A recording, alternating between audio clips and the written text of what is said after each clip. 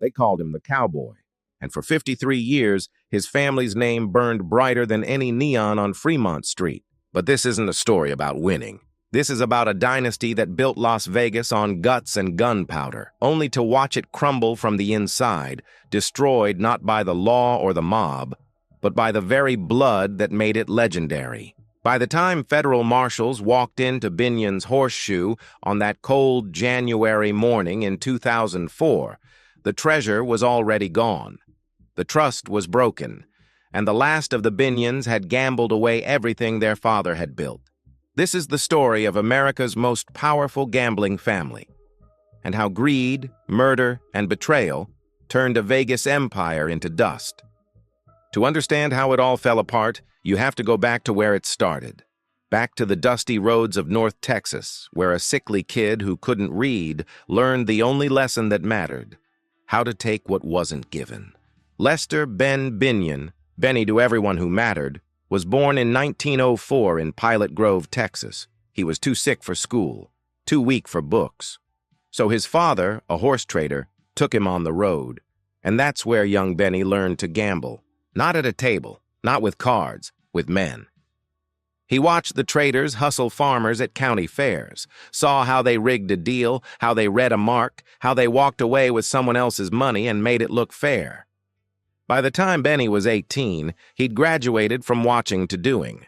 Moonshining during Prohibition, running numbers in Dallas, building an empire one crooked dice game at a time.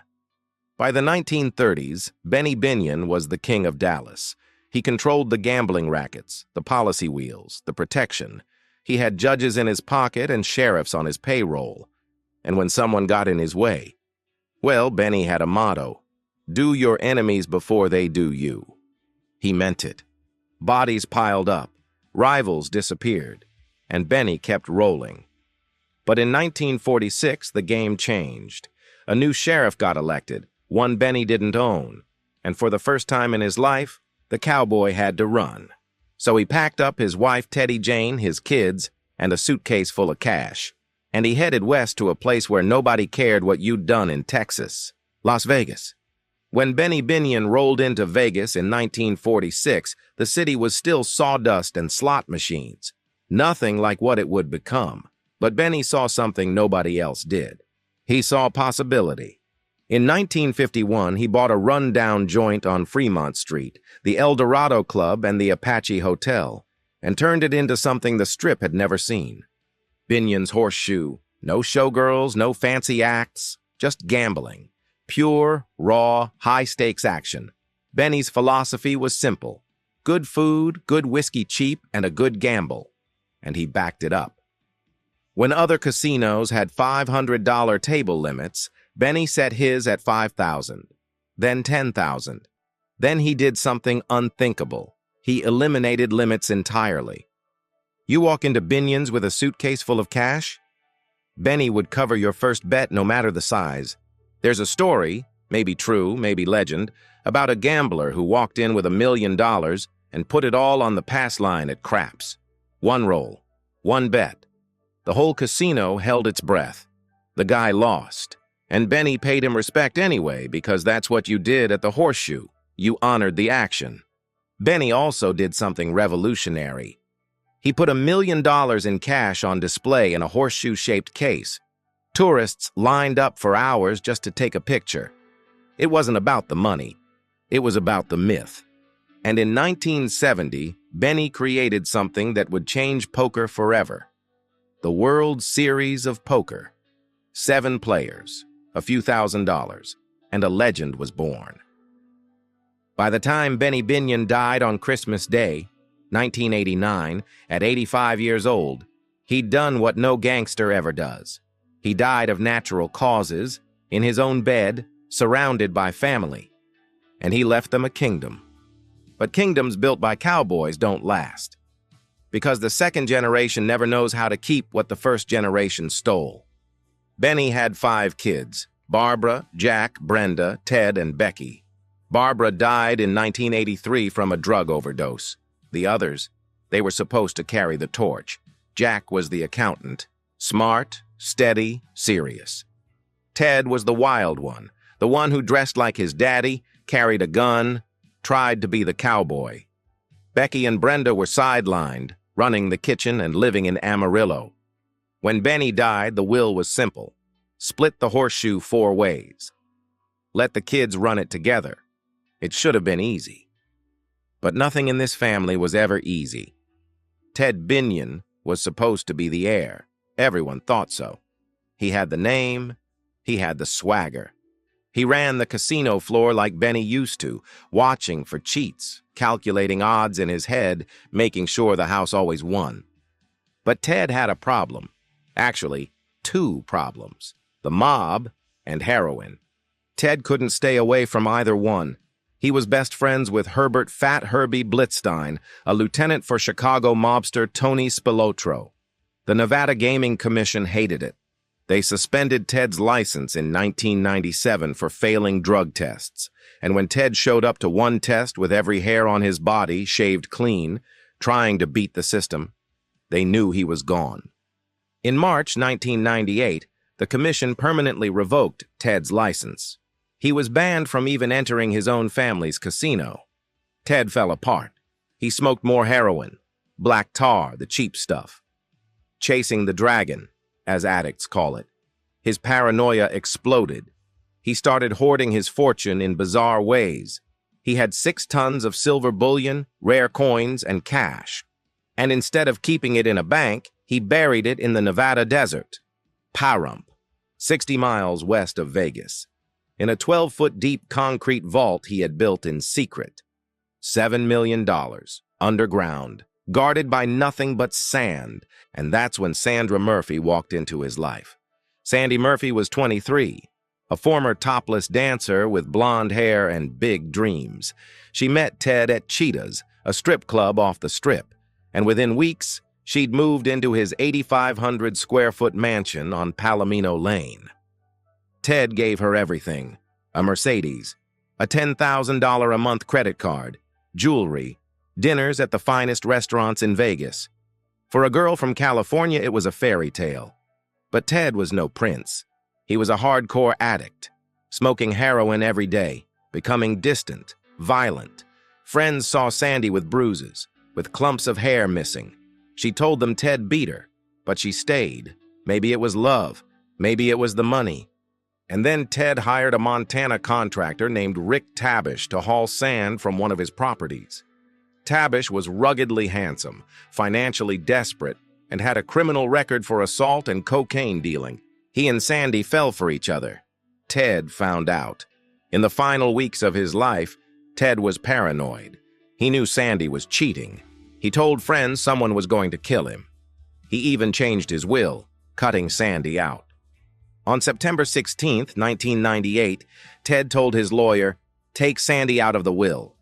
If she doesn't kill me tonight, you'll know what happened." The next day, September 17th, Sandy called 911. Her voice was panicked. "My husband has stopped breathing." Paramedics found Ted Binion on the floor of his den, lying on a yoga mat. An empty bottle of Xanax beside him. Heroin in his system. It looked like an overdose. But Ted's family didn't believe it. Neither did the cops. 2 days after Ted's death, Nye County Sheriff's deputies got a call about suspicious activity in Pahrump. When they arrived at Ted's vacant lot in the middle of the night, they found Rick Tabish and 2 other men digging up the silver vault. Tabish claimed Ted had asked him to move it, that he was protecting it for Ted's daughter. But the timing was too perfect. The story too convenient. Detectives started digging deeper into Ted's death, and the more they looked, the more wrong it seemed. Ted had heroin in his stomach, but Ted never swallowed heroin. He smoked it, always. His drug dealer confirmed it. His ex-wife confirmed it. Heroin tastes bitter. No addict would drink it. Then there were the marks on Ted's body, red spots on his chest, bruising on his wrists, abrasions around his mouth. 6 months after Ted's death, the medical examiner changed the ruling. It wasn't suicide. It wasn't an overdose. It was murder. In June 1999, Sandy Murphy and Rick Tabish were arrested and charged with first-degree murder. The prosecution's theory was chilling. Sandy and Rick had forced Ted to drink a cocktail of heroin, Xanax, and Valium. When the drugs weren't killing him fast enough, they suffocated him using a 19th century technique called burking. One person covering the nose and mouth while another sits on the chest. They did it for greed. They did it for lust. They did it for $7 million buried in the desert. The trial in 2000 was a media circus. Testimony about sex, drugs, domestic abuse, buried treasure. A famous pathologist named Michael Baden testified that Ted was murdered. The defense claimed it was suicide. After 8 days of deliberation, the jury convicted them both. Sandy got 22 years to life. Rick got 25. But in 2003, the Nevada Supreme Court overturned the conviction on a technicality. A second trial was ordered. And in November 2004, after a second jury heard the evidence, Sandy Murphy and Rick Tabish were acquitted of murder. The case was purely circumstantial. The crime scene was contaminated. The witnesses couldn't be believed. They walked free. To this day, nobody knows for sure how Ted Binion died. Was it murder? Was it suicide? Was it an accidental overdose? The mystery remains. But one thing is certain, Ted's death set off a chain reaction that would destroy everything Benny Binion had built. While Ted's murder trial was making headlines, another war was raging inside the Horseshoe. A quieter war. A family war. Between siblings who couldn't agree on how to run their father's casino. Jack Binion had been running the Horseshoe since 1964. He was the president, the face of the operation. And under Jack's leadership, the Horseshoe was the most profitable casino in Las Vegas. Privately held, so they never had to report earnings. But everyone knew the Binions were printing money. Jack also expanded the brand. He opened Horseshoe casinos in Louisiana and Mississippi, riverboat operations that made him even richer. By the late 1990s, Jack Binion was a mogul in his own right. But his sister Becky saw it differently. Becky accused Jack of neglecting the Vegas property, of using Horseshoe assets to fund his out-of-state ventures, of mismanaging the casino while she, who'd spent her life running the kitchen, got nothing.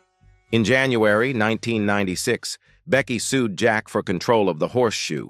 She alleged $20 million in losses under Jack's management. She claimed he was steering the ship toward disaster. Jack fired back. He said the only reason for losses was Becky's meddling, that she didn't understand the gambling business, that she was creating a deadlock. The battle raged for 2 years. Court filings, depositions, accusations. It got ugly. This wasn't a business dispute. This was blood turning on blood. And then Ted lost his license in March 1998. The Gaming Commission ordered him to sell his 20% stake. That forced the whole family to the negotiating table. In June 1998, a deal was struck. Jack bought out Ted and Brenda's shares. Then he sold everything, his 42% plus theirs, to Becky for a $20 million promissory note. Jack kept 1% so he could maintain his Nevada gaming license. And Becky became sole owner of Binion's Horseshoe. She'd won, and in winning, she destroyed the family's legacy. Becky Binion took over the Horseshoe with big plans.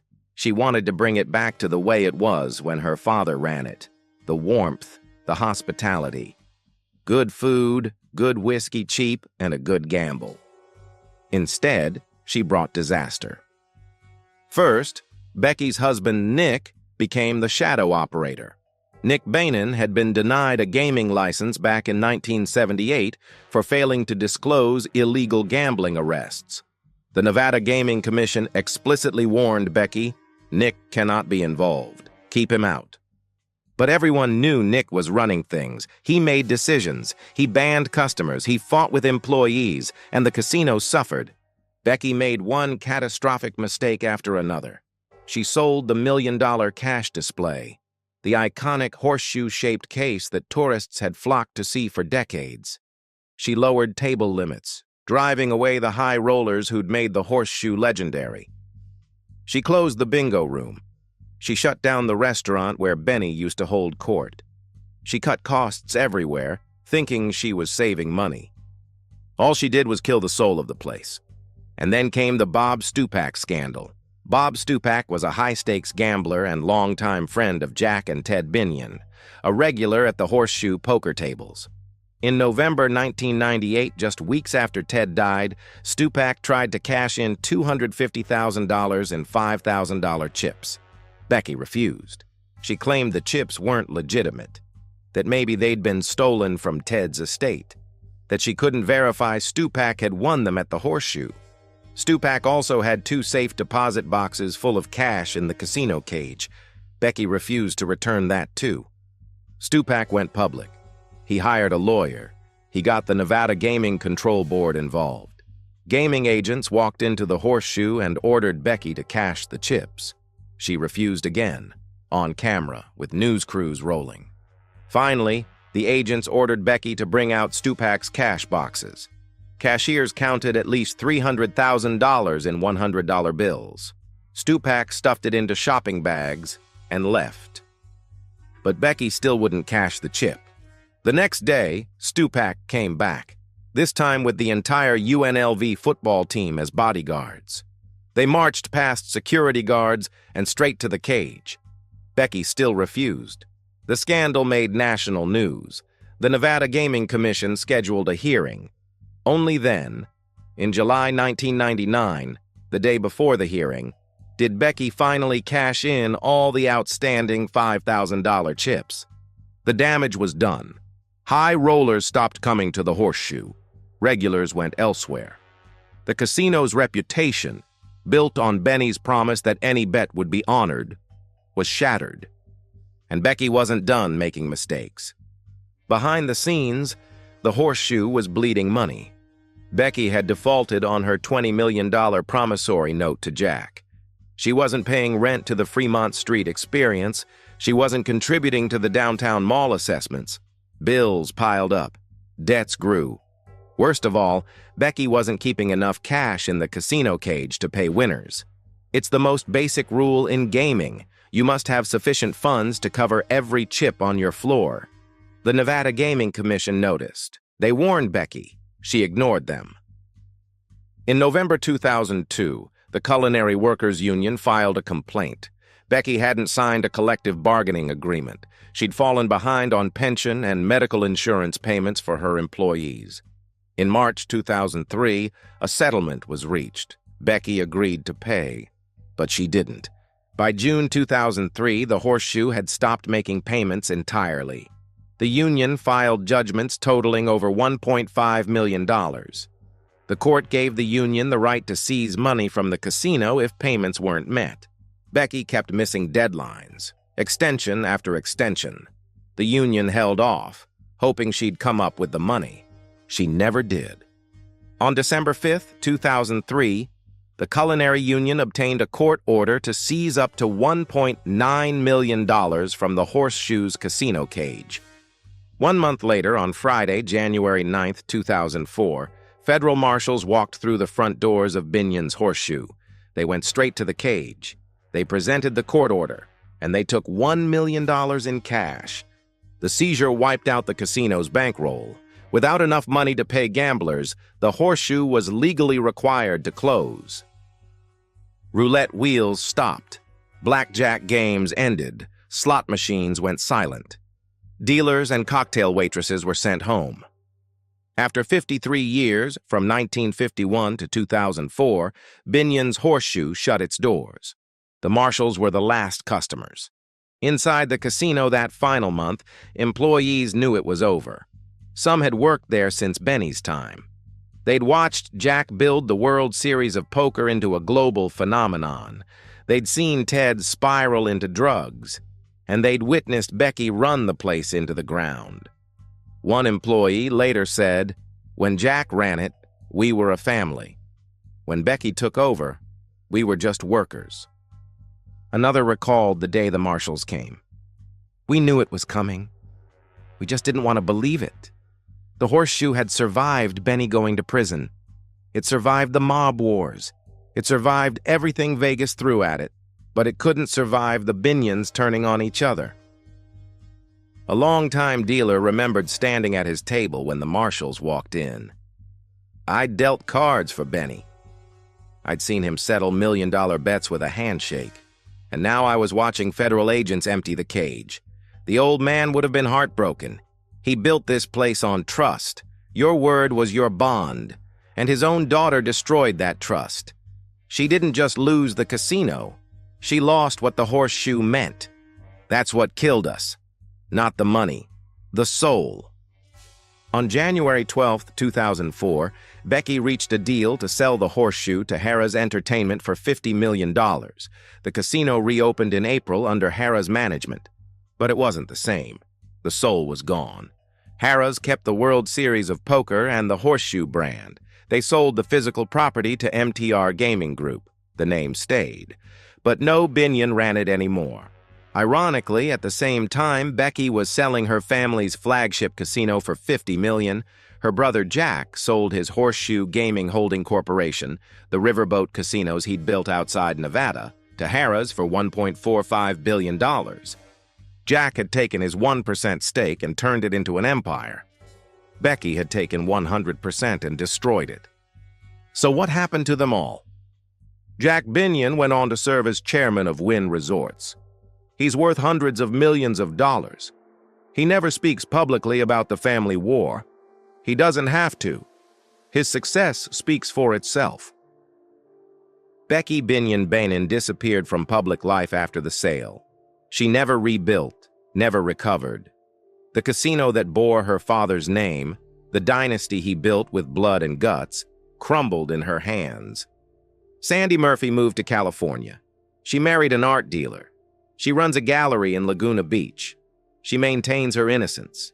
She says Ted Binion died of an overdose, and she was just in the wrong place at the wrong time. Rick Tabish served 11 years in prison. He was paroled in 2010. He moved back to Montana, went into the cryptocurrency business, and claims he's turned his life around. He never admits to killing Ted. To this day, he says he was just helping a friend. Ted's buried silver? It went to his daughter, Bonnie. The vault in Pahrump sits empty now, a concrete tomb for a family's greed. And the statue of Benny Binion, the young cowboy on horseback that once stood outside the horseshoe, was moved to the South Point Casino, miles away from Fremont Street. A relic of an era that's gone forever. This was the story of the Binions, a family that built Las Vegas, a father who ruled with guts and gunpowder, children who couldn't stop fighting over what he left behind. In the end, the house always wins. But this time, the house was their own family, and they gambled away everything. Greed, murder, betrayal. 53 years of legend gone in a single day when federal marshals walked in and took the last dollar from the cage. That was the story of a true Vegas legend. Which part shocked you the most? Tell me in the comments.